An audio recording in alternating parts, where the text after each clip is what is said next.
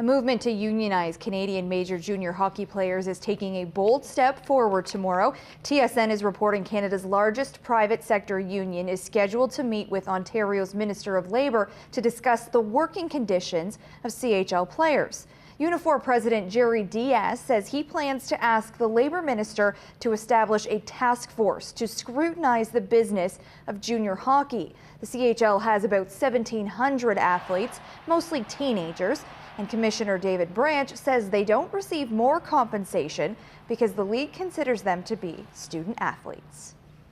Well, as much as Toronto Maple Leaf fans can complain they haven't had a winning team in almost 50 years, golf fans have been waiting more than half a century, about 60 years to be exact, to see a Canadian claim the National Open title.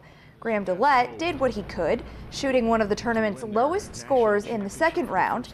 But today, he was just fighting for a top 10 finish. On the fourth, staring down a birdie putt, will just miss. Would par the hole, though. That's an easy shot for him. Bogey two others, but he would come up with 4 birdies on the day. To the leader, Jim Furyk. He hasn't bogeyed a hole since Thursday. Was playing it safe today, though. That strategy may have backfired a little here. The shot will get away from him and land in the crowd. Then needing this shot for par, it will miss. Ironically, it's the same hole he bogeyed from the opening round. But this was his only blemish on the day. Meantime, South African Tim Clark was challenging Furyk as he knocked down one of 6 birdies for the round.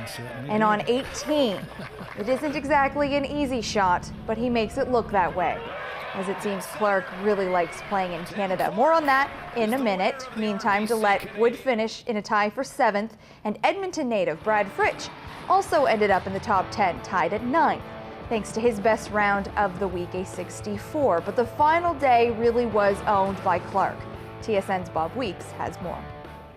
Moments after being presented with the trophy, he dropped it, not realizing that the lid and the body were separate pieces. The trophy tumbled to the ground, however, no damage was done, and Clark vowed not to make the same mistake again for the next year. At the RBC Canadian Open, Bob Weeks, TSN.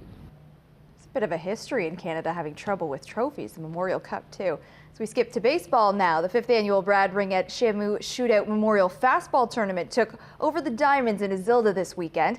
Ringette was among the premier fastball pitchers in the country, and in 1979 was named MVP of the Canadian Championships, supported by a 102-mile-an-hour fastball. Ringette passed away in 2009 after battling cancer. 8 teams were in Greater Sudbury this weekend vying for the trophy. It would come down to these 2 teams, though, the Red Sox and North Stars in the final. Jays looking to close out their time in the Bronx with another win. In the 8th, they're up by 1. Aaron Sanchez on in relief. Not quite the same dominating performance we saw in his first appearance. He would give up 2 hits and 1 run. The RBI there credited to Carlos Beltran. The game was tied in the 9th. Jays with a runner in scoring position. Diana Novara rips one to the gap in right. Jose Bautista comes around easily as the Jays would grab the lead on the play and then send Casey Jansen in to close.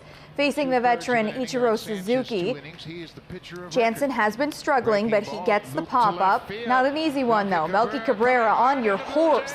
He gets there after the long run. Jansen has a much better performance today than we've seen since his return. He gets the save. Sanchez the win. Jays hold on 5-4.